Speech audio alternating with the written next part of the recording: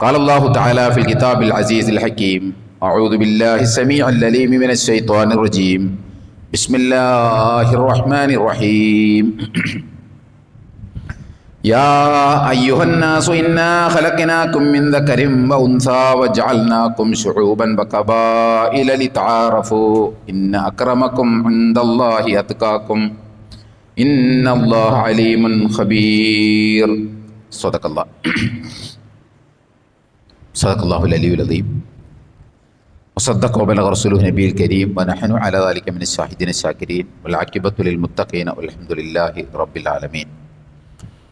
സ്നേഹം നിറഞ്ഞ സത്യവിശ്വാസികളായ സഹോദരി സഹോദരന്മാരെ, പ്രപഞ്ചനാഥനായ അള്ളാഹുവിൻ്റെ വിധിവിലക്കുകൾ അതിലംഘിക്കാതെ വ്യക്തിജീവിതത്തെയും കുടുംബജീവിതത്തെയും സാമൂഹ്യ ജീവിതത്തെയും മുന്നോട്ട് നയിക്കണമെന്ന് ആദ്യമായി എന്നോടും പിന്നീട് നിങ്ങളെയും വസിയത്ത് ചെയ്യുകയാണ്, ഉപദേശിക്കുകയാണ്. ജീവിതത്തിലുടനീളം അള്ളാഹു സുബ്ഹാനഹു വ തആലയുടെ നിയമ നിർദ്ദേശങ്ങളനുസരിച്ച് ജീവിക്കുവാനും അവസാനം പൂർണ്ണമായ ഈമാനോടുകൂടി ഈ ലോകത്ത് നിന്ന് വിട പറയുവാനും നാളെ അവൻ്റെ ജന്നാത്തുൽ ഫിർദൗസിൽ അംബിയാ മുർസലീങ്ങളോടൊപ്പം സന്തോഷം കഴിഞ്ഞുകൂടുവാനുമുള്ള തൗഫീഖ് നൽകി അർഹമുർ റഹീമീനായ റബ്ബ് നമ്മെല്ലാവരെയും എല്ലാ അർത്ഥത്തിലും അനുഗ്രഹിക്കുമാറാകട്ടെ. നമുക്കറിയാം, കഴിഞ്ഞ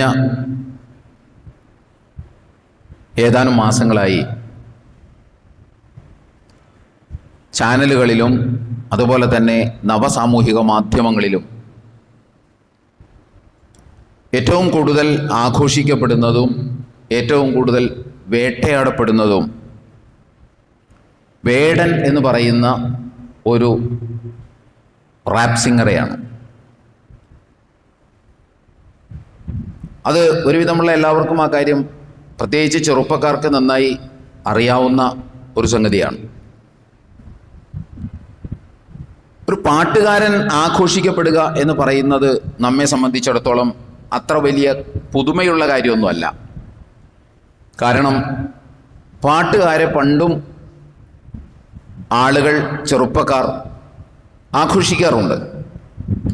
കാരണം പാട്ട് എന്ന് പറയുന്നത് ഒരു സന്തോഷം നൽകുന്ന, ആനന്ദം നൽകുന്ന ഒരു സംഗതി ആയതുകൊണ്ട് ആരെന്ന് നോക്കാതെ എല്ലാവരെയും നമ്മുടെ ചെറുപ്പക്കാർ ആഘോഷിക്കാറുണ്ട് പാട്ടുകാരെ. എന്നാൽ വേടൻ സംഘപരിവാറുകാരാൽ വേട്ടയാടപ്പെടുന്നതിന് ചില വ്യക്തമായ കാരണങ്ങളുണ്ട്. ഇതുമായി ബന്ധപ്പെട്ട ഒന്ന് രണ്ട് സംഗതികൾ നമ്മൾ, അതിൻ്റെ പുറകിലുള്ള ഒരു പൊളിറ്റിക്സ് വിശ്വാസികൾ മനസ്സിലാക്കേണ്ടതുണ്ട് എന്നതുകൊണ്ടാണ് നമ്മൾ ഇതൊരു വിഷയമാക്കിയത്. നമുക്കറിയാം, പുതിയ കാലത്ത് വൈറലാകുന്ന പാട്ടുകൾ നമ്മൾ ശ്രദ്ധിച്ചാൽ അതിനകത്ത് കാര്യമായ ഒരു ഉള്ളടക്കവും നമുക്ക് കാണാൻ കഴിയില്ല. ഒരു കുറേ ഒച്ചയും ബഹളവും മുരങ്ങലും മുരളലും അതുപോലെ തന്നെ കുറേ അപശബ്ദങ്ങളും അർത്ഥമില്ലാത്ത കുറേ വാക്കുകളും ഒക്കെ കൂട്ടിച്ചേർത്തുകൊണ്ടാണ് പുതിയ കാലത്ത് പാട്ടുകൾ ഇറങ്ങുന്നത്. വലിയ അർത്ഥങ്ങളൊന്നും അതിനകത്തുണ്ടാവില്ല. എടുത്തു പറയാൻ പറ്റുന്ന റിലവൻ്റ് ആയിട്ടുള്ളൊരു കണ്ടന്റ് ഒന്നും അതിനകത്തുണ്ടാവില്ല. അതൊരു പാട്ട് എന്നുള്ള നിലക്ക് അങ്ങോട്ട് ആസ്വദിച്ച് അങ്ങോട്ട് പോകുന്നു, അത്രയേ ഉള്ളൂ. എന്നാൽ വേടൻ്റെ റാപ്സ് സോങ്ങിൽ നമുക്ക് അർത്ഥമുള്ള, കണ്ടന്റുള്ള, പ്രസക്തിയുള്ള ഒരു കുറേ കാര്യങ്ങൾ നമുക്ക് കേൾക്കാൻ സാധിക്കും. പ്രത്യേകിച്ച് നമ്മുടെ കേരളത്തിൽ, നമ്മുടെ രാജ്യത്ത്, ലോകത്ത് ഒക്കെ നടക്കുന്ന ഒരു കുറേ അന്യായങ്ങളെക്കുറിച്ച്, അനീതിയെക്കുറിച്ച് വേടൻ വളരെ ഗൗരവത്തോടുകൂടി ആ ചെറുപ്പക്കാരൻ്റെ റാപ്പ് സോങ്ങിൽ ചൂണ്ടിക്കാണിക്കുന്നത് നമുക്ക് കാണാൻ സാധിക്കും. അത് കേൾക്കാനാണ് ജാതിമത ഭേദമന്യേ ഒരു കുറേ ചെറുപ്പക്കാർ, ആയിരക്കണക്കിന് ചെറുപ്പക്കാർ വന്ന് കുന്നുകൂടുന്നത് എന്നത് വളരെ ശ്രദ്ധേയമാണ്. പ്രത്യേകിച്ച് വിദ്യാർത്ഥികളും ചെറുപ്പക്കാരുമൊക്കെ അരാഷ്ട്രീയവൽക്കരിക്കപ്പെട്ടുകൊണ്ടിരിക്കുന്ന ഒരു ചുറ്റുപാടിൽ ഇത്തരം കാര്യങ്ങൾ സൂചിപ്പിക്കുന്ന ഒരാളുടെ സംഗീതം കേൾക്കാൻ ചെറുപ്പക്കാർ തടിച്ചുകൂടുക എന്ന് പറയുന്നത് ശ്രദ്ധിക്കപ്പെടേണ്ട ഒരു കാര്യം തന്നെയാണ്. അത് നമ്മളൊക്കെ കാണേണ്ടതാണ്. ആ പാട്ടിൻ്റെ ഒക്കെ ഉള്ളടക്കം ഇങ്ങനെ ആയിട്ടും ഒച്ചമ്പകളും വെറുതെ ഒച്ചമ്പകളൊന്നുമല്ല, മുരളലും മുരങ്ങലും ഒന്നുമല്ല അദ്ദേഹം നടത്തുന്നത്. അതാ ഒരു വശത്ത് ഇരിക്കുമ്പോൾ തന്നെ ഈ സംഘപരിവാർ എന്തിനാണ് ഈ വേടനെ വേട്ടയാടുന്നത്? അല്ലെങ്കിൽ വേടനെതിരെ അവർ ഉയർത്തുന്ന ക്രൈം ഷീറ്റ് എന്താണ്? അതുകൂടി നമ്മൾ പരിശോധിക്കേണ്ടതുണ്ട്. വേടനെ കുറിച്ച് ഇവർ പറയുന്നത്, സംഘപരിവാർ പറയുന്നത്, പ്രത്യേകിച്ച് KSNയുടെ എഡിറ്ററായിട്ടുള്ള ഡോക്ടർ NR മധുവും കേരളത്തിന് വിഷം തുപ്പി ഏറെ പരിചയമുള്ള ശശികലയും വേടനെതിരെ കുറേ ക്രൈം ഷീറ്റ് ഉയർത്തുന്നുണ്ട്. അതിലേറ്റവും പ്രസക്തമായിട്ടുള്ളത് വേടൻ ജാതി ഭീകരത പ്രചരിപ്പിക്കുന്നു എന്നതാണ്. ജാതി ഭീകരത പ്രചരിപ്പിക്കുന്നു, വിഘടനവാദം പ്രചരിപ്പിക്കുന്നു, തുണിയില്ലാച്ചാട്ടം നടത്തുന്നു. അതുപോലെ തന്നെ വേടന് ജിഹാദികളുമായിട്ട് ബന്ധമുണ്ട്, വേടൻ കഞ്ചാവോളിയാണ്, വേടന്റെ പുറകിൽ വിഘടനം സ്വപ്നം കാണുന്ന ഏതൊക്കെയോ തമോമയ ശക്തികളുണ്ട് എന്നാണ് NR മധു ഒക്കെ പറയുന്നത്. നമ്മളൊന്ന് ആലോചിക്കേണ്ടത്, ഇത്രമാത്രം കടുപ്പപ്പെട്ട വാക്കൊക്കെ പറഞ്ഞ് ആക്ഷേപിക്കാൻ. വേടൻ നമുക്കറിയാം, വേടന്റെ പാട്ട് കേട്ടിട്ടുള്ള ആളുകൾക്കൊക്കെ അറിയാം, വേടൻ പാൻസ് ഇട്ട് ഒരു സ്ലീവ്ലെസ് ബനിയനും ഒക്കെ ഇട്ട് ചിലപ്പോൾ ഒരു കറുത്ത ഷർട്ടും ഒക്കെ ഇട്ടിട്ടാണ് പാടുന്നത്. അല്ലാതെ തുണിയില്ലാതെ ഒന്നും വേടൻ ചാടുന്നില്ല. ഇവിടെ തുണിയില്ലാതെ നടക്കുന്ന വേറെ കുറെ ആളുകളുണ്ട്, പക്ഷെ അവരെ കുറിച്ചൊന്നും ഇവർ മിണ്ടുന്നുമില്ല. ഞാൻ അതിന്റെ വിശദാംശങ്ങളിലേക്ക് ഇപ്പൊ പോകുന്നില്ല. വേടൻ തുണി കൊടുത്ത് തന്നെയാണ് ഇത് പാടുന്നത്. അതിനെ തുണിയില്ലാ ചാട്ടം എന്ന് വിശേഷിപ്പിക്കാൻ മാത്രം, ജിഹാദി ബന്ധമുണ്ടെന്ന് വിശേഷിപ്പിക്കാൻ മാത്രം, ഭീകരതയുണ്ട് എന്ന് പറയാൻ മാത്രം, തമോമയ ശക്തികൾ അതിന്റെ പുറകിൽ പ്രവർത്തിക്കുന്നുണ്ട് എന്ന് പറയാൻ മാത്രം വേടൻ എന്താ ചെയ്തത്? ഇത് പരിശോധിക്കുമ്പോഴാണ് വേടനെ ഇത്ര കണ്ട് വേടനെതിരെ ഉറഞ്ഞുതുള്ളുകയും വേടനെ വേട്ടയാടാൻ ശ്രമിക്കുന്നതിനും വളരെ സുപ്രധാനമായ രണ്ട് കാരണങ്ങളുണ്ട്. അതിലൊന്നാമത്തെ കാരണം, വേടൻ ഈ സമൂഹത്തിൽ നിലനിൽക്കുന്ന, ഹൈന്ദവ സമൂഹത്തിൽ നിലനിൽക്കുന്ന ജാതി വേർതിരിവിനെ കുറിച്ച് ഉണർത്താൻ ശ്രമിക്കുന്നു എന്നതാണ്. ജാതി വേർതിരിവിനെതിരെ വിരൽ ചൂണ്ടുന്നു എന്നുള്ളതാണ്. ജാതി വേർതിരിവിനെതിരെ ശബ്ദമുയർത്തുന്നു എന്നുള്ളതാണ്. ഒഴുക്കം മട്ടിലല്ല, നടുക്കും മട്ടിലാണ് അത് ചെയ്യുന്നത് എന്നതാണ് അതിൻ്റെ ഒരു ശ്രദ്ധേയമായ വശം എന്ന് പറയുന്നത്. വേടൻ എന്താ പറയുന്നത്? ഞാൻ പാണനല്ല, പറയനല്ല, പുലയനല്ല, നീ തമ്പ്രാനുമല്ല, തമ്പ്രാനാണെങ്കിൽ എനിക്കൊരു ചുക്കുമില്ല എന്നാണ് പറയുന്നത്. ഈ ചുക്കുമില്ല എന്ന് പറയുന്നതിന് വേടൻ ഉപയോഗിക്കുന്ന വാക്ക് ഒരു അൺപാർലമെന്ററി വാക്കാണ്. അത് ഞാനിപ്പോൾ മിമ്പറിൽ പറയാൻ ഉദ്ദേശിക്കുന്നില്ല, നമുക്ക് പറയാനും പറ്റില്ല. അതാണ് പ്രശ്നം. അതാണ് ഞാൻ ഒഴുക്കം മട്ടിലല്ല നടുക്കും മട്ടിലാണെന്ന് പറയാനുള്ള പ്രധാന കാരണം. അതാണ് വേടൻ ഇതിങ്ങനെ പറഞ്ഞു പോവുകയല്ല ചെയ്യുന്നത്, മറിച്ച് നീ തമ്പ്രാനല്ല, ആണെങ്കിൽ എനിക്കൊരു ചുക്കുമില്ല, ഒരു പുല്ലുമില്ല എന്ന, ഇത് കേവലം ഒരു പ്രതിഷേധത്തിന്റെ സ്വരമല്ല, ഇത് നിഷേധത്തിന്റെയും ധിക്കാരത്തിന്റെയും സ്വഭാവമാണ്, ശബ്ദമാണ് എന്ന് നമ്മൾ മനസ്സിലാക്കേണ്ടത്. ഇതാണ് യഥാർത്ഥത്തിൽ ഇവരെ പ്രകോപിപ്പിക്കുന്നതിൻ്റെ ഒരു മൗലികമായ കാരണം. ഇവർ വേടനെതിരെ ഉറഞ്ഞു തുള്ളുന്നതിന്റെ കാരണം അതാണ്. വേടൻ ജാതി വേർതിരിവിനെ കുറിച്ച്, ജാതി വിവേചനത്തെക്കുറിച്ച് ഉച്ചത്തിൽ ശബ്ദിക്കുന്നു എന്നതാണ്, കടുപ്പത്തിൽ ശബ്ദിക്കുന്നു എന്നുള്ളതാണ്. NR മധു പറയുന്നത് ഇവിടെ ജാതിബോധം ആളുകളുടെ മനസ്സിൽ നിന്ന് പോയിക്കൊണ്ടിരിക്കുമ്പോൾ വേടൻ ജാതിബോധത്തെ തിരിച്ചു കൊണ്ടുവരുന്നു എന്നാണ്. ഇവിടെ എവിടെയാണ് ജാതിബോധം പോയത്?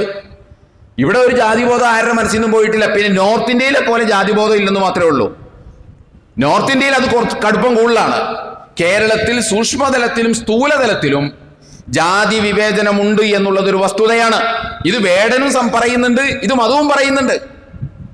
വേടൻ പറയുന്നത്, ഒരു ഇന്റർവ്യൂവിൽ വേടൻ പറയുന്നത് എന്താ? കേരളത്തിൽ ജാതിയില്ല എന്ന് പറയുന്നത് ഒരു കോമഡിയാണെന്നാണ്.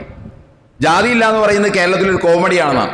ഇവിടെ ജാതി വിവേചനമുണ്ട്. ഉള്ളിടത്തോളം കാലം നമ്മൾ അതിനെക്കുറിച്ച് പറയും, നമ്മൾ അതിനെ എതിർക്കും, സംസാരിക്കും എന്നാണ് വേടൻ പറയുന്നത്. ആ പറച്ചിലാണ് ഇവർക്ക് അസ്വസ്ഥതയുണ്ടാക്കുന്നത്. ഇവിടെ ജാതിബോധം നിലനിൽക്കുന്നുണ്ട് എന്നതിൻ്റെ ഏറ്റവും വലിയ തെളിവല്ലേ ശശികലയുടെ വർത്തമാനം. വേടനെ ചോദ്യം ചെയ്തുകൊണ്ടുള്ള, വേടനെതിരെയുള്ള പരിപാടിയിൽ ശശികല പ്രസംഗിക്കുമ്പോൾ ശശികല എന്താ പറയുന്നത്? ആ പറച്ചിൽ തന്നെ ഈ ശശികലയുടെ മനസ്സിലടക്കം അതിശക്തമായ ജാതിബോധം നിലനിൽക്കുന്നുണ്ട് എന്നതിന്റെ ഏറ്റവും വലിയ തെളിവാണ്. ശശികല എന്താ പറയുന്നത്? ശശികല പ്രസംഗത്തിൽ പറയുന്ന ഒരു വാചകം, പട്ടികജാതി പട്ടിക വിഭാഗങ്ങൾക്ക് എന്തെന്ത് കലാരൂപങ്ങളുണ്ട്? റാപ്പ് സംഗീതമാണോ ഇവിടുത്തെ പട്ടികജാതി പട്ടികവർഗക്കാരൻ്റെയും തനതായ കലാരൂപം? ഇതാണ് മറ്റേ ശശികല പറയുന്നത്. ശശികല ചോദിക്കുന്നത്, റാപ്പ് സംഗീതമാണോ ഇവരുടെ തനതായ കലാരൂപം എന്ന് പറയുന്നത്?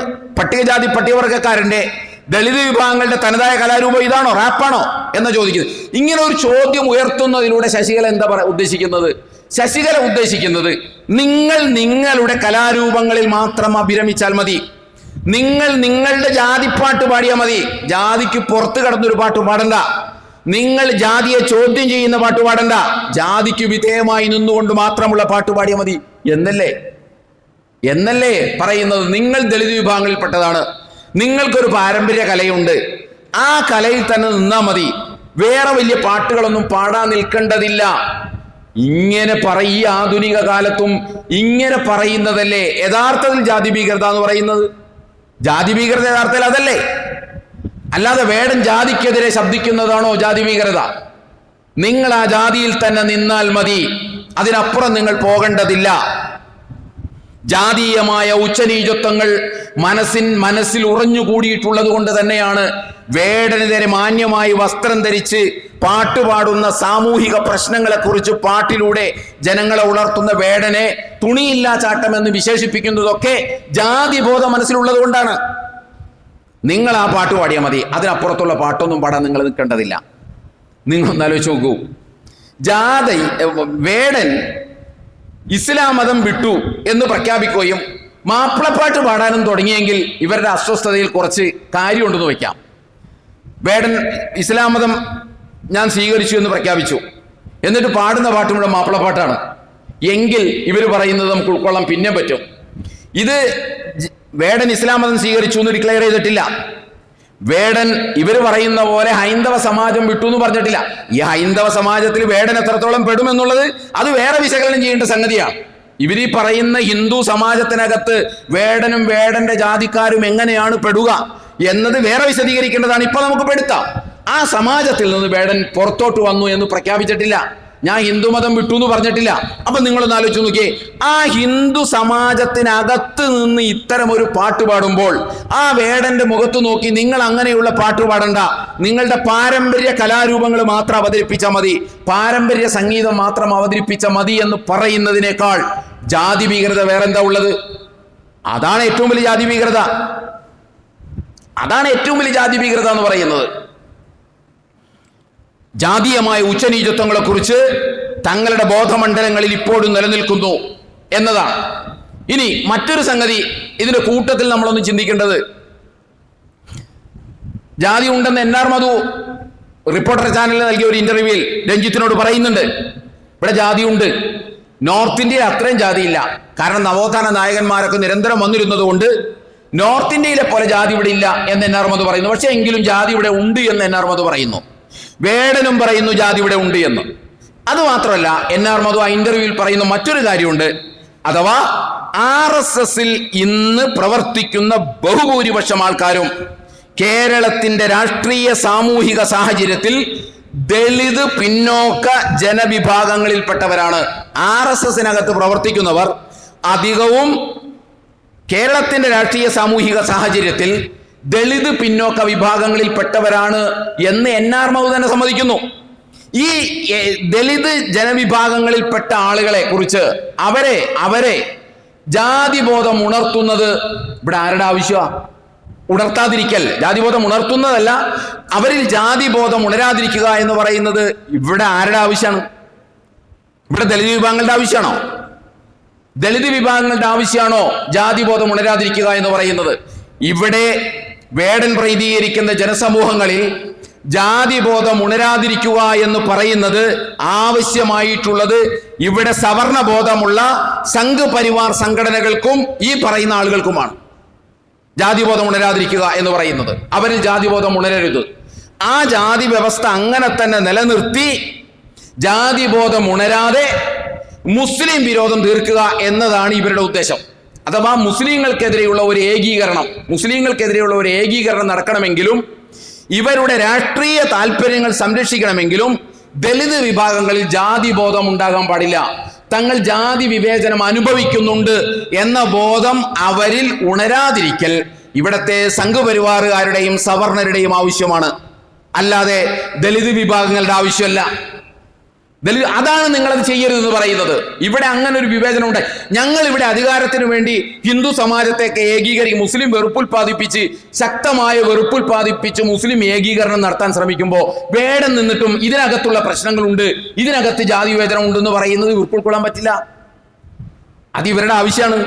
അതിനെക്കുറിച്ച് മിണ്ടാതിരിക്കല് എന്ന ഇല്ലാതാകണമെന്ന് ഇവർ ആഗ്രഹിക്കുന്നുണ്ടോ? അതുമില്ല.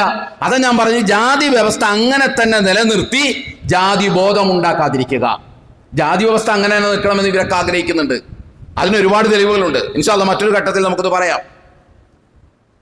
അതിസങ്കീർണമായ ജാതി വ്യവസ്ഥ ഇവരുടെ ഇടയിൽ ഇങ്ങനെ തന്നെ നിലനിൽക്കണം എന്നിവർ ആഗ്രഹിക്കുന്നു. അതോടൊപ്പം എന്തുണ്ടാകരുത്? ജാതി വിവേചനത്തെക്കുറിച്ച് ഇവരുടെ മനസ്സിൽ ബോധം ഉണ്ടാക്കരുത്. വേടൻ ചെയ്യുന്നത് എന്താണ്? ജാതി ബോധത്തെക്കുറിച്ച് ഇവരോട് സംസാരിക്കുന്നു, ഇവരുടെ മനസ്സിൽ ഉണർത്തുന്നു. ഈ വേടനെ നോക്കിയിട്ടാണ് ഇവർ പറയുന്നത്, നീ മിണ്ടണ്ട, നീ ജാതിയെക്കുറിച്ച് പറയാൻ നിൽക്കണ്ട, നിങ്ങളുടെ കലാരൂപം ഇതല്ല എന്ന് പറയുന്നത്. അഥവാ തമ്പ്രാൻ ചമഞ്ഞുകൊണ്ട് വേടന്റെ നേരെ നോക്കി, നീ ഈ പാട്ട് പാടണ്ട, നിന്റെ പാരമ്പര്യമായ കലാരൂപം പാടിയ മതി എന്ന ഈ തമ്പ്രാത്തിയുടെ ഈ തിട്ടൂരത്തിനോടാണ് വേടൻ പറയുന്നത്, ഞാൻ പാണനല്ല, പറയനല്ല, പുലയനല്ല, നീ തമ്പ്രാനുമല്ല, നീ തമ്പ്രാനോ തമ്പ്രാത്തിയാണെങ്കിൽ എനിക്കൊരു ചുക്കുമില്ല എന്ന് വേടൻ പറയുന്നത് അങ്ങനെയാണ്. അതാണ് നമ്മൾ മനസ്സിലാക്കേണ്ടത്. ഈ ഒരു പ്രശ്നം നമ്മൾ ഗൗരവത്തിൽ കാണേണ്ടതുണ്ട്. അതുകൊണ്ട് നമ്മൾ പറയുന്നത്, ഇവിടെ വേടൻ അപമാനമാണ്, ഹിന്ദു സമാജത്തിന് അപമാനമാണ് എന്നാണ് പറയുന്നത്. വേടൻ യഥാർത്ഥത്തിൽ വേടൻ ഹിന്ദു സമാജത്തിന് അഭിമാനമാണ്. ഇവിടെ അപമാനമാകുന്നത് നാഴികക്ക് 40 വട്ടം പരമത വിദ്വേഷവും ഷവർമയിലടക്കം മുസ്ലിം വിരോധം ഒളിപ്പിച്ച് അവതരിപ്പിക്കുകയും ചെയ്യുന്ന ഈ ശശികലയെ പോലെയുള്ള, ഈ NR മധുവിനെ പോലെയുള്ള ആളുകളാണ് യഥാർത്ഥത്തിൽ ഹൈന്ദവ സമാജത്തിന് അപമാനമായിട്ടുള്ളത് എന്ന് നമ്മൾ മനസ്സിലാക്കണം.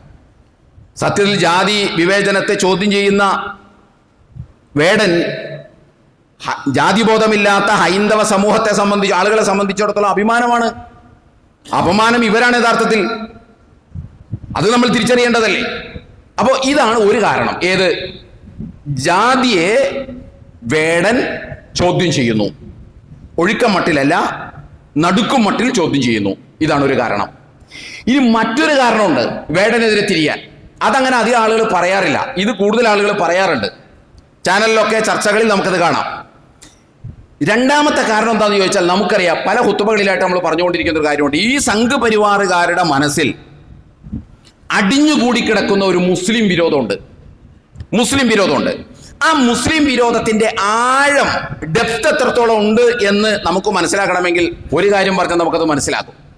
അഥവാ ഒരു ഹൈന്ദവ സഹോദരനോ ഹൈന്ദവ സഹോദരിയോ ഏതെങ്കിലും മുസ്ലിമിനെ മഹത്വവൽക്കരിച്ചാൽ, നീതിയുടെയും ന്യായത്തിന്റെയും പേരിൽ മുസ്ലിം പക്ഷത്ത് ചേർന്ന് നിന്ന് സംസാരിച്ചാൽ, മുസ്ലിങ്ങൾക്ക് വേണ്ടി സംസാരിച്ചാൽ, ആ ഹൈന്ദവ സഹോദരനെയും ഹൈന്ദവ സഹോദരിയെയും ഇവർ ശത്രുവായി കാണും. ഇവർ അയാളെയും വെറുക്കും. അതിന്റെ ഏറ്റവും പുതിയ തെളിവാണല്ലോ പഹൽഗാം ഭീകരാക്രമണവുമായി ബന്ധപ്പെട്ട് സഹോദരി ആരതിക്ക് നേരെ ഇവർ നടത്തിയ സൈബർ ആക്രമണം. അതിന്റെ ഏറ്റവും വലിയ തെളിവാണ്. ആരതി എന്താ പറഞ്ഞത്? ആരതി വല്ല മതം മാറിയോ? ഇസ്ലാം ശരിയാണെന്ന് പറഞ്ഞോ? ഒന്നും പറഞ്ഞില്ല. ആരതി പറഞ്ഞത്, എന്നെ സഹായിക്കാൻ 2 മുസ്ലിം സഹോദരങ്ങൾ കശ്മീരിൽ ഉണ്ടായിരുന്നു. മുസാഫിറും സമീറും എന്ന് പറയുന്ന 2 മുസ്ലിം സഹോദരങ്ങൾ എന്റെ ബ്രദേഴ്സാണ് എന്ന് ആരതി പറഞ്ഞു. ആരതി അത്രേ പറഞ്ഞോളൂ. നടന്ന ഒരു കാര്യം പറഞ്ഞു, അനുഭവിച്ച ഒരു കാര്യം പറഞ്ഞു, കണ്ട ഒരു കാര്യം പറഞ്ഞു.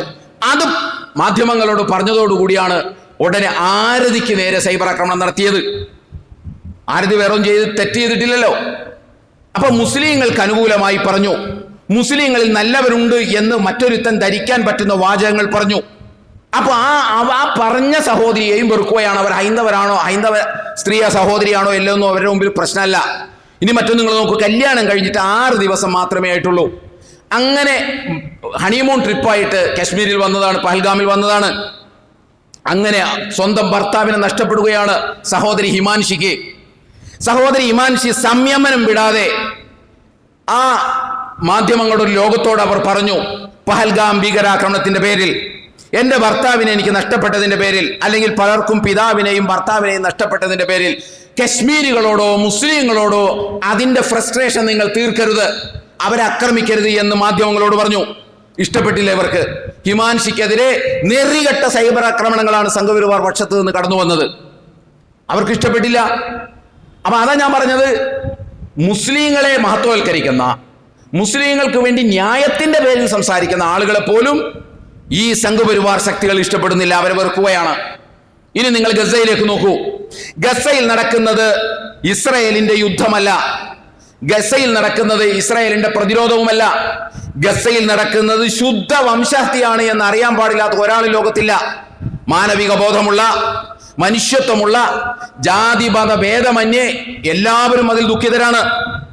പിഞ്ചു കുഞ്ഞുങ്ങളാണ്.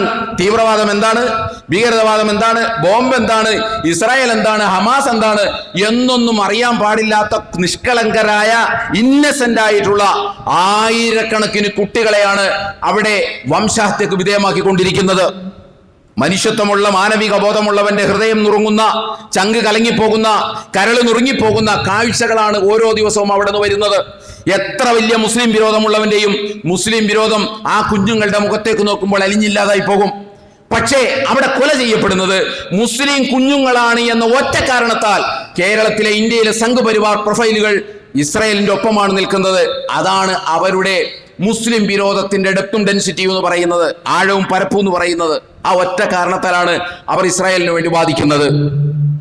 ഈ കഴിഞ്ഞ 2 ആഴ്ചകൾക്ക് മുമ്പ് കേസരിയുടെ ചീഫ് എഡിറ്റർ NR മധു ഖുതുബയിൽ നമ്മൾ സൂചിപ്പിച്ചതാണ്. എന്താ പറഞ്ഞത്? ഷവർമയിൽ പൊതിഞ്ഞാണ് അദ്ദേഹം മുസ്ലിം വിരോധം പ്രകടിപ്പിച്ചത്. ഷവർമയിൽ പൊതിഞ്ഞാണ് മുസ്ലിം വിരോധം പ്രകടിപ്പിച്ചത്. ഇങ്ങനെ മുസ്ലിം വിരോധം പ്രകടിപ്പിക്കുന്ന ആളുകളുടെ ഇടയിലേക്ക് വന്നിട്ടാണ് വേടൻ ചില കാര്യങ്ങൾ പറയുന്നത്. അതുകൂടി നിങ്ങൾ കേൾക്കണം. ഇങ്ങനെ മുസ്ലിം വിരോധം, ഞാൻ പറഞ്ഞല്ലോ, മുസ്ലിങ്ങളെ അനുകൂലിക്കുന്നതോ മുസ്ലിങ്ങൾക്ക് വേണ്ടി ശബ്ദിക്കുന്നതോ മുസ്ലിങ്ങൾ അനുഭവിക്കുന്ന അനീതിക്കും പീഡനത്തിനും എതിരായി വിരലുയർത്തുന്നതോ ഒന്നും ഇവർ ഇഷ്ടപ്പെടുമോ? ഇഷ്ടപ്പെടില്ല. ഈ മാനസികാവസ്ഥ കൊണ്ട് മുന്നോട്ട് പോകുമ്പോഴാണ് വേടൻ ആയിരക്കണക്കിന് ആളുകൾ, അതും കുട്ടികൾ, ചെറുപ്പക്കാർ കൂടിയിട്ടുള്ള സദസ്സിൽ നിന്ന് വേടൻ പാടുന്നത് പലസ്തീൻ പല നൂറായി, പലായനം ഒരു പതിവായി മാറി, ചീന നീ ചെങ്കൊടി താഴെ, ഖുർആൻ എരിഞ്ഞതിൽ മണം പരന്നു, ആസിഫയി നരയുടക്കുവാൻ ഭഗവാൻ പോലും കാവലിരുന്നു, ഐലണ്ടിൻ കുഞ്ഞിക്കാലുകൾ കണ്ണീർ കടലിൻ ആഴമളന്നു, മ്യാൻമാറിൽ ബുദ്ധൻ ആയുധമേന്തി ചുടുചോര മോന്തി എന്ന വാചകങ്ങളൊക്കെ വേടൻ ലോകത്തോട് വിളിച്ചു പറയുമ്പോൾ, ഈ വാചകങ്ങളെല്ലാം ലോകത്തിന്റെ വിവിധ ഭാഗങ്ങളിൽ മുസ്ലിം സമൂഹം അനുഭവിക്കുന്ന അനീതിക്കെതിരെയുള്ള വിരൽ ചൂണ്ടലാണ്, ശബ്ദമുയർത്തലാണ് എന്നതാണ് നമ്മൾ മനസ്സിലാക്കേണ്ടത്. ഫലസ്തീന്റെ പ്രശ്നം പറയുന്നു. അതേപോലെ തന്നെ ചൈനയിൽ ഖുർആൻ കത്തിക്കുന്നതിനെ കുറിച്ച് പറയുന്നു. ആസിഫയെ ക്ഷേത്രത്തിൽ വെച്ച് ക്രൂരമായി ബലാത്സംഗം ചെയ്ത് ആ പിഞ്ചു പൈതലിനെ കൊന്നതിനെ കുറിച്ച് പറയുന്നു. ഐലനെ കുറിച്ച് പറയുന്നു. മ്യാൻമാറിൽ റോഹിംഗ്യൻ മുസ്ലിങ്ങൾക്കെതിരെ ബുദ്ധന്മാർ നടത്തുന്ന അതിശക്തമായ നരഹത്യയെ കുറിച്ച് പറയുന്നു, പീഡനങ്ങളെ കുറിച്ച് പറയുന്നു. ഇത് പിന്നെ ഇവർക്ക് ഉൾക്കൊള്ളൂല. ഹിമാൻഷി എന്ന് പറയുന്ന ഉയർന്ന ജാതിയിൽപ്പെട്ട ഒരു സ്ത്രീ സ്വാഭാവികമായ ഒരു കാര്യം പറഞ്ഞിട്ട് ഉൾക്കൊള്ളാൻ പറ്റാത്ത ആളുകൾക്ക്, ദലിത് വിഭാഗത്തിൽപ്പെട്ട ഈ വേടൻ ഇതിനേക്കാൾ കൂടുതൽ കാര്യം പറഞ്ഞാൽ ഇവർക്ക് ഉൾക്കൊള്ളാൻ പറ്റുമോ? പറ്റില്ല. നമ്മൾ മനസ്സിലാക്കേണ്ടത് സുപ്രധാനമായി 2 കാര്യങ്ങളാണ് സംഘ് പരിവാറിന് വേടനെതിരെ തിരിക്കുന്നതിൻ്റെ, അല്ലെങ്കിൽ വേടനെതിരെ ഉറഞ്ഞു തുള്ളുന്നതിൻ്റെ കാരണമെന്ന് നമ്മൾ പറയുന്നത്. ഈ 2 കാരണങ്ങളാണ്. വേടൻ ഒന്ന് ജാതിയെക്കുറിച്ച് പറയുന്നു, ഇവർ പറയുന്നു ജാതിയെക്കുറിച്ച് മിണ്ടാൻ പാടില്ല, ജാതിയെക്കുറിച്ച് മിണ്ടാൻ പാടില്ല. ഇവരുടെ പ്രശ്നം ജാതിയെക്കുറിച്ച് ബോധമുണ്ടാക്കുന്നു എന്നതാണ്. രണ്ടാമത്തത് മുസ്ലിം അനുകൂലമായി സംസാരിക്കുന്നു. ലോകത്തിന്റെ വിവിധ ഭാഗങ്ങളിൽ അനീതിക്കിരയായ മുസ്ലിങ്ങൾക്ക് അനുകൂലമായ ചില വർത്തമാനങ്ങൾ പറയുന്നു. ഈ 2 പ്രശ്നങ്ങളാണ്. ഈ 2 പ്രശ്നങ്ങൾ ഇങ്ങനെ തന്നെ പറയാൻ കഴിയാത്തത് കൊണ്ടാണ് ഇവർ പൊതിഞ്ഞ് കാര്യങ്ങൾ പറയുന്നത്. ആര് പറഞ്ഞതുപോലെ NR മധു പറഞ്ഞു, ഷവർമ കഴിച്ചിട്ട് ആകെ മരിക്കുന്നത് ഹിന്ദുക്കളാണ്, പൊതിഞ്ഞാണ് സംസാരിക്കുന്നത്. മൂപ്പരുടെ മുസ്ലിം വിരോധാണ് അതിനെ തീർത്തത് എന്ന് പറഞ്ഞതുപോലെ പൊതിഞ്ഞാണ് സംസാരിക്കുന്നത്. ഇതാണ് ഇവർക്ക് പറയാനുള്ളത്. എന്ത്? വേട നീ ജാതിയെ ചോദ്യം ചെയ്യരുത്, വേട നീ മുസ്ലിങ്ങൾക്ക് അനുകൂലമായി സംസാരിക്കരുത്, ഇത് 2 ചർച്ചക്ക് കൊണ്ടുവരരുത് എന്നാണ് ഇവർക്ക് പറയേണ്ടത്. അത് പറഞ്ഞാൽ അവരുടെ യഥാർത്ഥ മുഖം വെളിവാകുന്നപ്പോൾ ഓൾറെഡി എല്ലാവർക്കും, ഇന്ത്യയിലെ ഒരുവിധമുള്ള എല്ലാ ഹൈന്ദവ സഹോദരന്മാർക്കും ഇവരുടെ മുഖമൊക്കെ വെളിവായി തുടങ്ങിയിട്ടുണ്ട്. എല്ലാവർക്കും വെളിവായിട്ടുണ്ട്, മറ്റുള്ള ജാതി സമുദായങ്ങൾക്കും വെളിവായിട്ടുണ്ട്. അപ്പോ അത് പ്രത്യക്ഷത്തിൽ പറയാൻ പറ്റാത്തത് കൊണ്ടാണ് ഷവർമയിൽ പൊതിഞ്ഞും നിനക്ക് പാരമ്പര്യ സംഗീതം ഇല്ലേ അത് പാടിയ മതി എന്ന് പറഞ്ഞു പൊതിഞ്ഞ് അവതരിപ്പിക്കുന്നത്. ഇത് നമ്മൾ ഗൗരവത്തിൽ മനസ്സിലാക്കേണ്ടതുണ്ട്. ഇതാണ് ഇതാണ് വേടനെ വേട്ടയാടുന്നതിന്റെ പിന്നിലുള്ള രാഷ്ട്രീയം എന്ന് പറയുന്നത്. വേടനെ വേട്ടയാടുന്നതിന്റെ പിന്നിലുള്ള ഈ രാഷ്ട്രീയത്തെ നമ്മൾ തിരിച്ചറിയേണ്ടതുണ്ട്. ഇത് നമ്മുടെ ഹൈന്ദവ സഹോദരന്മാർ ഇതിനകം തിരിച്ചറിഞ്ഞിട്ടുണ്ട്. അവർ തിരിച്ചറിയും. ജാതിബോധമില്ലാത്ത, ജാതി വിവേചന ബോധമില്ലാത്ത ഈ രാജ്യത്തെ ഹൈന്ദവ സഹോദരന്മാർ ഇത് തിരിച്ചറിയും. മാത്രമല്ല, ഒരു കാര്യം കൂടി നിങ്ങൾ ശ്രദ്ധിക്കണം. ഈ വേടനെ വേട്ടയാടുമ്പോൾ, വേടൻ ദലിത് വിഭാഗത്തിൽപ്പെട്ടതാണെന്ന് നമുക്കൊക്കെ അറിയാം. വേടനെ വേട്ടയാടുമ്പോൾ അത് നേർക്ക് നേരെ ചെന്ന് കൊള്ളുന്നത് ആർക്കാണ്? ദലിത് വിഭാഗങ്ങൾക്കാണ്. ദലിത് വിഭാഗങ്ങളെ പ്രകോപിതരാക്കും. വേടൻ ആ സമുദായത്തിൽപ്പെട്ടതായതുകൊണ്ട് വേടനെ കടന്നാക്രമിക്കുമ്പോൾ ആ വേടൻ ഉൾക്കൊള്ളുന്ന ജനസമൂഹത്തിന്റെ പ്രതിഷേധത്തിന് അത് കാരണമാകും. ഇവർക്ക് ആവശ്യം ആ സമൂഹത്തെ ആക്രമിക്കലല്ല, ആ സമൂഹത്തെ കൂടെ നിർത്തലാണ്. പറഞ്ഞല്ലോ, എന്നെ അർമ്മത് പറഞ്ഞല്ലോ, ഞങ്ങളുടെ കൂടെയുള്ളവരിൽ അധികവും അവരാണെന്ന് പറഞ്ഞല്ലോ. അപ്പോ ആ സമുദായത്തിന് ഇത് കൊള്ളാൻ പാടില്ല. വേടനെ ഒറ്റ തിരിഞ്ഞ് ആക്രമിക്കണം. അതിനു വേണ്ടിയിട്ടാണ് വേടന് ജിഹാദി ബന്ധമുണ്ടെന്ന് പറയുന്നത്. വേടൻ പോലും ചിരിക്കുന്നുണ്ടാവും ജിഹാദി ബന്ധം എന്ന് പറയുമ്പോൾ. എനിക്ക് ജിഹാദി ബന്ധമുണ്ടെന്ന് പറയുമ്പോൾ വേടൻ പോലും ചിരിക്കുന്നുണ്ടാകും.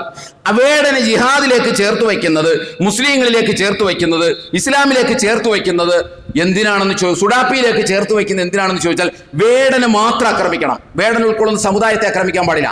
അപ്പോ ഇവരെയൊക്കെ അങ്ങോട്ട് മൈനസ് ചെയ്ത് കഴിഞ്ഞാൽ, ജിഹാദിനെയും ഇസ്ലാമിനെയും അതേപോലെ തമോമയ ശക്തികളെയും ഒക്കെ അങ്ങോട്ട് മൈനസ് ചെയ്ത് കഴിഞ്ഞാൽ നേരെ വേടനെതിരെയുള്ള ആക്രമണം ആ സമുദായത്തിലേക്ക് ചെന്ന് തറക്കും. അത് തങ്ങൾക്കെതിരാകും. ഈ ഒരു ബോധ്യമുള്ളത് കൊണ്ടാണ് വേടനെ നേർക്ക് നേരെടുത്ത് ജിഹാദിനോടൊപ്പം ചേർത്ത് വയ്ക്കുന്നതും ജിഹാദികളോടൊപ്പം ചേർത്ത് വയ്ക്കുന്നതും. ഇതിന്റെ രാഷ്ട്രീയം നമ്മൾ തിരിച്ചറിയണം. വിശ്വാസികൾ തിരിച്ചറിയണം. ഹൈന്ദവ സമൂഹവും തിരിച്ചറിയണം. അല്ലാതെ റാപ്പ് പാടിയത് കൊണ്ടൊന്നുമല്ല. റാപ്പിൽ നിന്ന് ഇതങ്ങോട്ട് മൈനസ് ചെയ്ത് കഴിഞ്ഞാൽ ഇവിടെ വേടനെ ആഘോഷിക്കാൻ സംഘപരിവാറുകാരുണ്ടാകും. വേടനെ ആഘോഷിക്കാൻ വേടൻ ഇപ്പോ പാൻസും ബനിയനും ഇട്ടാണ് ഈ പാട്ട് പാടുന്നത്. വേടൻ മുഴുവൻ അതൊന്ന് പാടിയാലും ഇവർക്ക് ഒരു പ്രശ്നം ഉണ്ടാവില്ല. വേടൻ കഞ്ചാവല്ല MDMA വലിച്ചൊന്ന് പാടിയാലും ഇവർക്കൊരു പ്രശ്നം ഉണ്ടാവില്ല. ഇവർക്ക് ഹൈന്ദവ സമൂഹത്തെ നന്നാക്കലൊന്നും അല്ല ഇവരുടെ ലക്ഷ്യം. ഇവരുടെ ലക്ഷ്യം അധികാരവും മുസ്ലിം വിരോധവുമാണ്. അതിന് ഇവരെ ചേർത്ത് പിടിക്കേണ്ട ആവശ്യമുണ്ട്. ഇതാണ് ഈ സമാജം എന്നൊക്കെ പറയുമ്പോൾ വായിൽ നിന്ന് തേനൊലിക്കുന്നത് സമാജത്തിനോട് കൂറുണ്ടായിട്ടല്ല.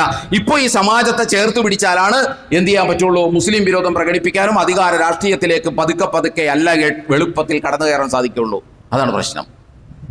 അതോടൊപ്പം നമ്മൾ മനസ്സിലാക്കേണ്ടത് ലോകത്ത് ജാതി വ്യവസ്ഥ നിലനിൽക്കുന്ന ഒരു രാജ്യമാണ് ഇന്ത്യ. ലോകത്ത് ഏറ്റവും കൂടുതൽ ജനസംഖ്യയുള്ള ഒരു രാജ്യം കൂടിയാണല്ലോ ഇന്ത്യ. ജാതി വ്യവസ്ഥ നിലനിൽക്കുന്ന ഈ ഇന്ത്യ, യൂറോപ്പിലേക്ക് നമ്മൾ കടന്നു കഴിഞ്ഞാൽ അവിടെ ജാതി വ്യവസ്ഥയല്ല ഉള്ളത്, അവിടെ വർണ്ണ വ്യവസ്ഥയാണുള്ളത്. കറുത്തവനും വെളുത്തവനും എന്ന വിവേചനമുള്ളത്.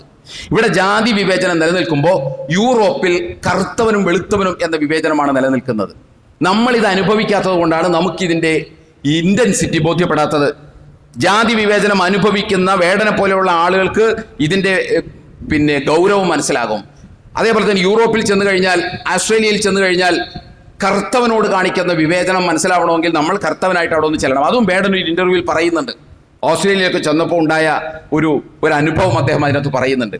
അപ്പോൾ നമ്മൾ മനസ്സിലാക്കേണ്ടത്, ഇവർ ഇസ്ലാമിനെതിരെ ലോകത്ത് യൂറോപ്യന്മാരും ഇന്ത്യയിലെ സംഘപരിവാറും തിരിയുന്നതിൻ്റെ ഒരു സുപ്രധാനമായ കാരണം ഇത്തരത്തിലുള്ള എല്ലാ വിവേചനങ്ങളെയും ഡിസ്ക്രിമിനേഷനെയും ഇസ്ലാം കടപുഴക്കി എറിയുന്നു എന്നുള്ളതാണ്. ഇസ്ലാമിൽ അങ്ങനെ ഒരു ഡിസ്ക്രിമിനേഷനും ഇല്ല. ഇസ്ലാം ഈ ഡിസ്ക്രിമിനേഷനെ മുഴുവൻ ഉന്മൂലനം ചെയ്തുകൊണ്ടാണ് സംസാരിക്കുന്നത്. അതുകൊണ്ട് ആ ബോധം നിലനിൽക്കുന്ന എല്ലാവർക്കും ഇസ്ലാമിനെ എതിർത്തേ മതിയാകൂ, ഇസ്ലാമിനെ വെറുത്തേ മതിയാകൂ. മുസ്ലിം ആണെങ്കിലും അവൻ ഇസ്ലാമിനെ വെറുക്കും. ഈ ബോധം നിലനിൽക്കുന്നുണ്ടെങ്കിൽ ഇസ്ലാമിന്റെ മുമ്പിൽ മനുഷ്യരാണുള്ളത്. യാ അയ്യുഹന്നാസ് ഇന്നാ ഖലഖനാകും മിൻ ദക്കരിൻ വഉൻസാ വജഅൽനാകും ശുഊബൻ വഖബായില ലിതആറഫു ഇന്ന അക്രമകും ഇൻദല്ലാഹി അത്ഖാകും. വിശുദ്ധ ഖുർആൻ 49-ാം അധ്യായം സൂറത്തുൽ ഹുജറാത്തിലെ 13-ാമത്തെ വചനമാണ്. നമുക്ക് ഏറ്റവും കൂടുതൽ ഫെമിലിയർ ആയിട്ടുള്ള ഒരു ഖുർആൻ വചനമാണ്. യാ അയ്യുഹന്നാസേ, ജനങ്ങളെ, ഇന്നാ ഖലഖനാകും മിൻ ദക്കരിൻ വഉൻസാ, നിങ്ങളെ ഒരാണിൽ നിന്നും പെണ്ണിൽ നിന്നുമാണ് സൃഷ്ടിച്ചിട്ടുള്ളത്. അതുകൊണ്ട് യു ഓൾ ആർ ഈക്വൽ, നിങ്ങൾ എല്ലാവരും തുല്യരാണ്. വ്യത്യാസം വരുന്ന എവിടെയാണ്? നിങ്ങളുടെ ജീവിതം ദൈവികമായ കൽപ്പനകൾക്ക് വിധേയമാക്കുന്നുണ്ടെങ്കിൽ അവന് ദൈവത്തിങ്കൽ മഹത്വമുണ്ട്. അത്രയേ ഉള്ളൂ.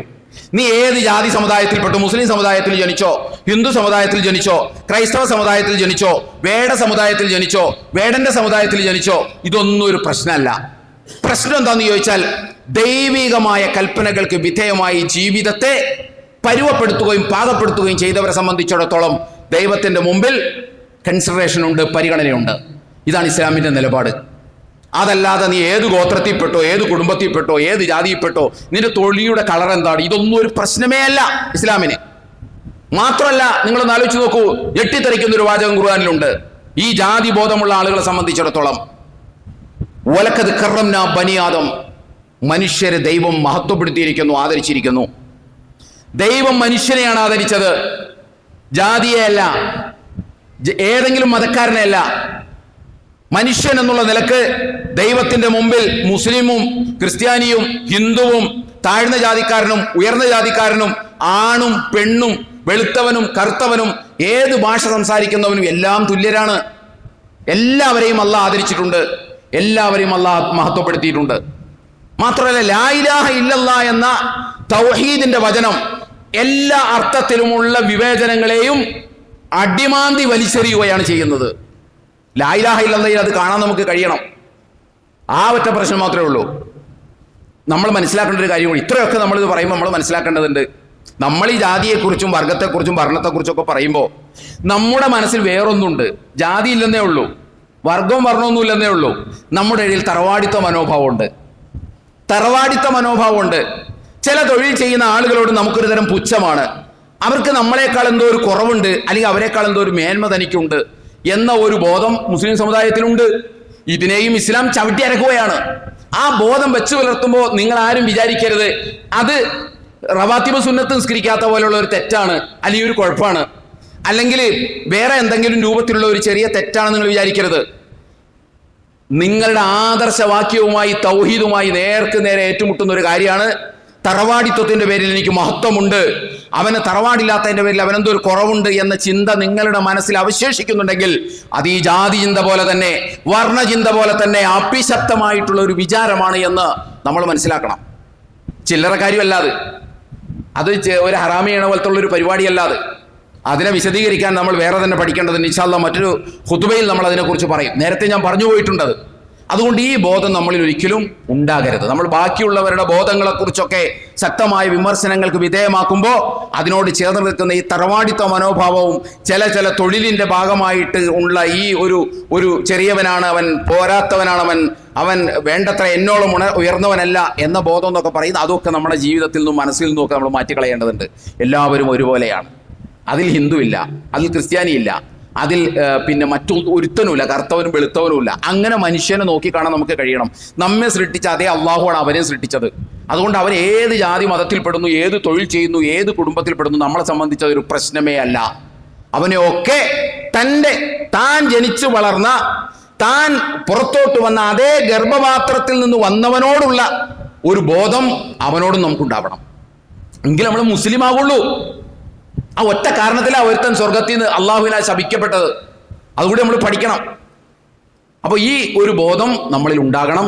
അള്ളാഹു സുബ്ഹാനഹു വ തആല നമ്മെ അനുഗ്രഹിക്കുമാറാകട്ടെ. വന്നുപോയ വീഴ്ചകൾ പടച്ചാമ്പര നമുക്ക് പുറത്തു മാപ്പാക്കി തരുമാറാകട്ടെ. ഒരു സംഗതി നമുക്കറിയാം, നമ്മുടെ നാട്ടിൽ മഴ വല്ലാണ്ട് ഇങ്ങനെ പെയ്തുകൊണ്ടിരിക്കുകയാണ്. ഒരുപടി ആളുകളെ അത് വലിയ പ്രയാസത്തിലാക്കുന്നുണ്ട്. ഒത്തിരി പ്രശ്നങ്ങൾ, പ്രത്യേകിച്ച് തീരപ്രദേശങ്ങളിൽ താമസിക്കുന്ന, വൈപ്പിൻ പോലുള്ള തീരപ്രദേശങ്ങളിൽ താമസിക്കുന്ന, മലയോര പ്രദേശങ്ങളിലൊക്കെ താമസിക്കുന്ന ആളുകളെ സംബന്ധിച്ചിടത്തോളം നമുക്ക് ഇതിനകത്തിരുന്ന് മഴ ഒരു സുഖമാണ്. പക്ഷേ ഒത്തിരി ജീവിതത്തെ വല്ലാത്ത അസ്വസ്ഥതയിലും വേവലാതിയിലും പെടുത്തിക്കളഞ്ഞ ഒരു മഴ കൂടിയാണ് ഇപ്പോൾ കഴിഞ്ഞ 3 ദിവസമായിട്ട് ഉണ്ടായിക്കൊണ്ടിരിക്കുന്നത്. അല്ലാഹു സുബ്ഹാനഹു വ തആല അത്തരം പ്രകൃതിയുടെ ഇത്തരം ഇടപെടലുകളിൽ നിന്നുണ്ടാകുന്ന നാശങ്ങളിൽ നിന്ന് നമ്മളെല്ലാവരെയും കാത്തുരക്ഷിക്കുമാറാകട്ടെ. അതിൽ പ്രയാസപ്പെടുന്ന ആളുകൾക്ക് അല്ലാഹു ആശ്വാസം നൽകി അനുഗ്രഹിക്കുമാറാകട്ടെ. ഒരു സംഗതി, നമ്മുടെ ഒരു സഹോദരി, അവരുടെ 2 കുട്ടികൾ ഇവിടെ മഞ്ഞപ്പിത്തം ബാധിച്ച് ആശുപത്രിയിലുണ്ട്. അവർക്ക് വേണ്ടി പ്രാർത്ഥിക്കണമെന്ന് ഞാനിവിടെ വന്നപ്പോൾ അവർ വസിയത്ത് ചെയ്തിട്ടുണ്ട്. അല്ലാഹു സുബ്ഹാനഹു വ തആല എത്രയും പെട്ടെന്ന് ആ കുട്ടികളെ മഞ്ഞപ്പിത്തത്തിൽ നിന്ന് മോചനം നൽകി അനുഗ്രഹിക്കുമാറാകട്ടെ. അതുപോലെ കൊറോണ വ്യാപിക്കുന്നു എന്നതൊന്നും ബഹുമാനിയായ മുഖ്യമന്ത്രി പോലും അതിനെക്കുറിച്ച് ഒരു മുന്നറിയിപ്പ് നൽകിയിട്ടുണ്ട്. അപ്പോൾ അല്ലാഹു സുബ്ഹാനഹു വ തആല അത്തരം രോഗങ്ങളിൽ നിന്നൊക്കെ ഈ സമൂഹത്തെ അല്ലാഹു കാത്തുരക്ഷിക്കുമാറാകട്ടെ. അതുപോലെ തന്നെ മറ്റൊരു സംഗതി സൂചിപ്പിക്കേണ്ടതാണ്. നമ്മുടെ നെടുമ്പാശ്ശേരി എയർപോർട്ടിൽ നിന്നുള്ള അവസാന ഹജ്ജ് വിമാനം ഇന്ന് പോവുകയാണ്. 6112 ആളുകളാണ് നമ്മുടെ നെടുമ്പാശ്ശേരി എംബാർക്കേഷനിൽ നിന്ന് ഹജ്ജിന് പോയിട്ടുള്ളത്.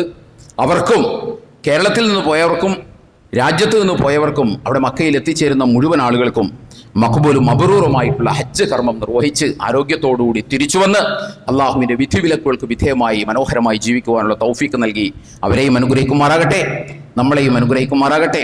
വന്നുപോയ വീഴ്ചകൾ പടച്ചാമ്പുരാൻ നമുക്ക് പുറത്ത് മാപ്പാക്കി തരുമാറാകട്ടെ. നമ്മളിൽ നിന്ന് മരണപ്പെട്ടു പോയ ആളുകൾക്ക് അല്ലാഹു മഗ്ഫിറത്തും മർഹമത്തും നൽകി അനുഗ്രഹിക്കുമാറാകട്ടെ. നമ്മുടെ തൊട്ടടുത്ത ആശുപത്രി രോഗികളായി കഴിയുന്ന ആളുകൾക്ക് അല്ലാഹു ആശ്വാസം നൽകി അനുഗ്രഹിക്കുമാറാകട്ടെ. അഖൂലു ഖൗലി ഹാദാ വസ്തഗ്ഫിറുല്ലാഹ ലി വലക്കും വലിജമീഇൽ മുസ്ലിമീന വൽ മുഅ്മിനീന അജ്മഈൻ വസ്തഗ്ഫിറുഹു ഇന്നഹു ഹുവൽ ഗഫൂറുർ റഹീം.